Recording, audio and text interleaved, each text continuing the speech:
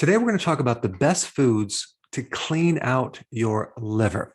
Your liver is not necessarily dirty, okay? It doesn't accumulate toxins. In fact, its main function is to detoxify toxins and poisons and chemicals, but it's not a storage facility for poisons and chemicals unless you have a fatty liver, because these toxins are stored in your fat cells. Now, when your liver gets inflamed, it heals with scar tissue, and you can develop cirrhosis, and you can lose function and create all sorts of issues. But the liver itself is not a reservoir for toxins. So I want to shift my talk into the best foods to reestablish the full function of your liver, to get your liver able to detoxify at the highest level. And you can totally do this with foods. So we're going to cover all those, but I want to first talk about the different functions of the liver, okay? It has the ability to detoxify. It makes bile. Bile is a detergent to help you break down fats and extract certain nutrients from fat. Your liver is a main producer of hormones. That's right. One being IGF-1, insulin-like growth factor number 1. Now, what is that? That is a very similar hormone to growth hormone. Growth hormone is made by your pituitary gland. It's sent to the liver. It works through the liver. And you can kind of consider IGF number 1 as an extension of growth hormone. It performs very similar functions. So it has everything to do with helping you burn fat.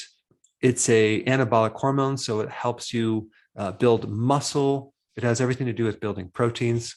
And it also can help tap into your fat reserves and your stored sugar reserves for fuel. Now, your liver also makes steroid hormones, okay, like estrogen, progesterone, testosterone, vitamin D3, which, by the way, acts like a hormone in the body. In fact, it probably is a hormone, but we classified it as a vitamin. And the other sex hormone is cortisol, the main anti-inflammatory hormone in the body, the main hormone that helps you adapt to stress. So without cortisol, your body can't adapt to stress, and you're going to get really stressed out. In fact, 80% of the cortisol floating through your bloodstream originates from your liver.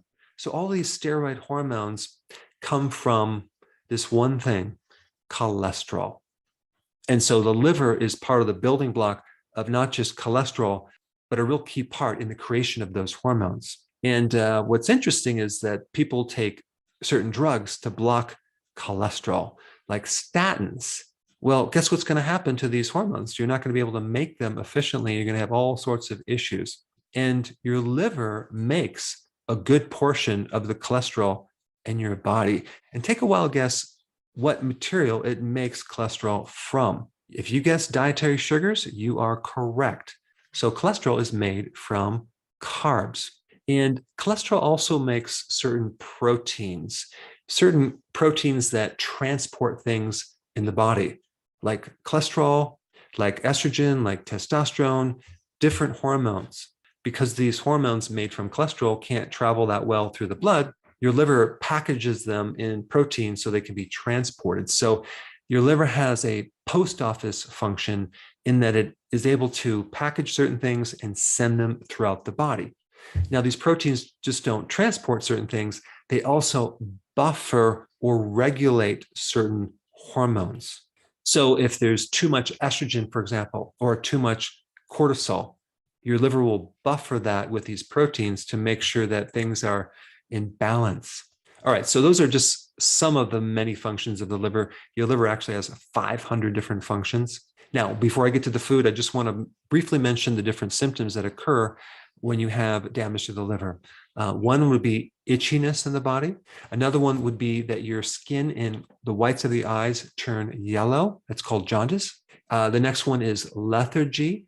And then you have achy joints. So many people who are stiff and have inflammation in the joints really have a liver problem. Feeling nauseous is a big symptom of the liver. Having a lowered cognitive function could be liver related. And if you have gallstones, there's definitely a problem with the liver, simply because the liver makes bile, and it's a deficiency of bile and a high level of cholesterol that makes you end up with gallstones.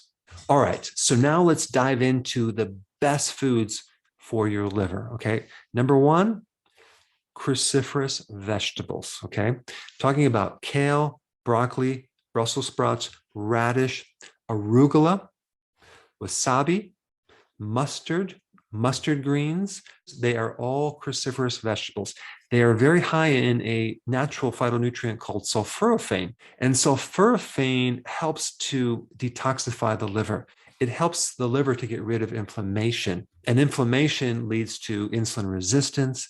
It leads to high insulin. It leads to diabetes, and it can even lead to cancer. So sulforaphane is a really important liver protective compound, and it can also help if there's fat in the liver. And with enough sulforaphane, let's say, for example, if you drank too much coffee, sulforaphane helps to quickly detoxify things like caffeine, drugs, chemicals, and even poisons.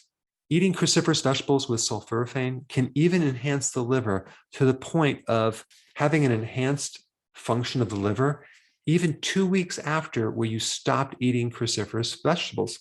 So some of the effects from eating cruciferous vegetables extend into the future, even if you don't eat them. That's pretty cool. Now, if you consume cruciferous sprouts, okay, you get a major enhancement in sulforaphane, especially when we're talking about broccoli sprouts, radish sprouts, and even mustard seed sprouts. So sprouting is a very, very smart thing to do because all you need is just a little bit of those sprouts on your salad to create a huge effect.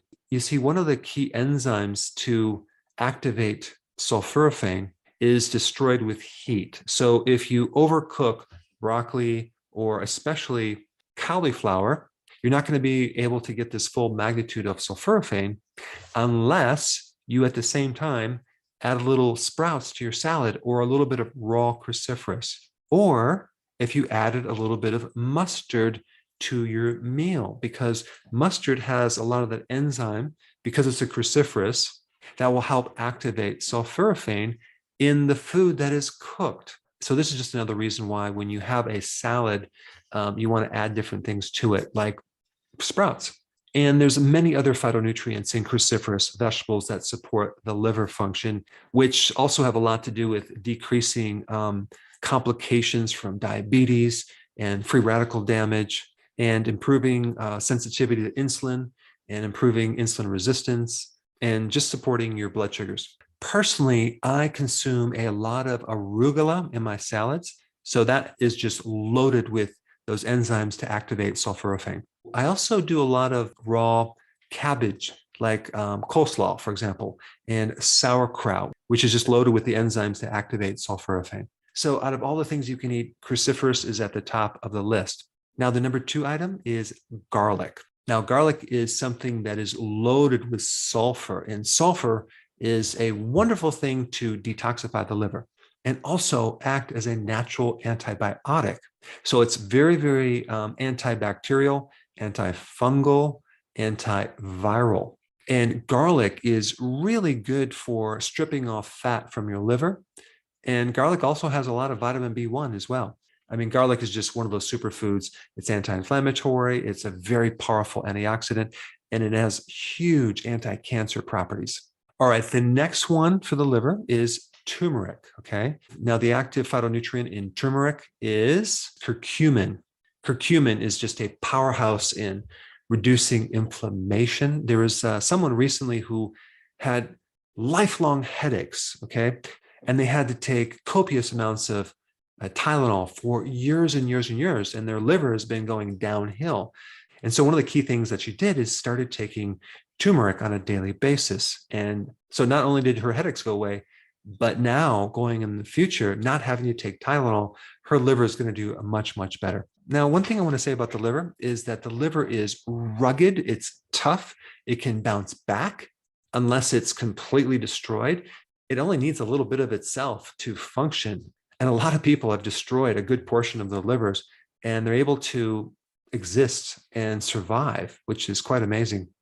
But out of all the organs, the liver is the most robust. It can take a beating and it can bounce back. Now, turmeric can also detoxify heavy metals like lead, mercury, cadmium, and even arsenic. Turmeric helps to repair and regenerate liver function. Turmeric helps stabilize the mitochondria, which is why it's very anti-cancer, because the origin of cancer happens with damaged mitochondria. Turmeric is very heavily studied, especially in its ability to decrease fat on your liver. So if you combine a ketogenic diet, low carb, with intermittent fasting and turmeric and some of these other compounds, you are going to be in really good shape as far as having a healthy liver. Now, the next one on the list is beets.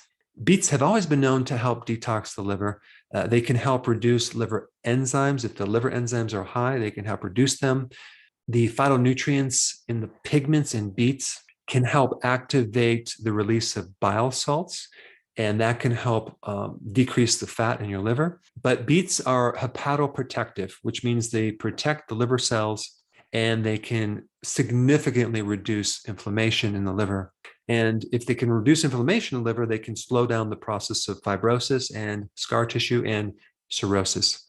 Now, a question that people might have is, what about beets and being keto friendly? Is it going to spike my blood sugars? Well, if you don't juice beets and you have them steamed, there is some carbohydrates in there, but if you add the fiber in there, that will buffer the insulin response. And so in a half a cup of beets, you're looking at about only 6.7 grams of carbs, not terribly high. Now, the next food I want to talk about is mushrooms. Now, what's so important about mushrooms with the liver? Well, mushrooms are the food that has some of the highest amount of glutathione, and glutathione is the main antioxidant for the liver, especially if you do turkey tail mushroom and oyster mushrooms and other mushrooms as well. Mushrooms are hepatoprotective. It means they protect the cells of the liver. All right, now we get to avocados. Avocados are a great thing to consume to help repair and stabilize the liver. Avocados, too, are high in glutathione that support the liver. But the main thing about avocados is all you have to do is consume one avocado a week to see significant improvements in your liver function. Avocados are very, very anti-inflammatory, and inflammation in the liver leads to so many issues, including hepatitis, including fatty liver, as well as cirrhosis. So anything that can lower inflammation would be very good for the liver. And the last thing I'm going to recommend for the liver is extra virgin olive oil. Just a very small amount. In fact, just one little teaspoon in your salad dressing can create significant improvements in liver enzymes. Extra virgin olive oil decreases fat on your liver. It improves insulin sensitivity. It reduces insulin resistance. And it's a very powerful anti-inflammatory. So there you have it, the best foods to help support a healthy liver. And if you haven't seen some of my other videos on the liver, I created a playlist for you right here. Check it out.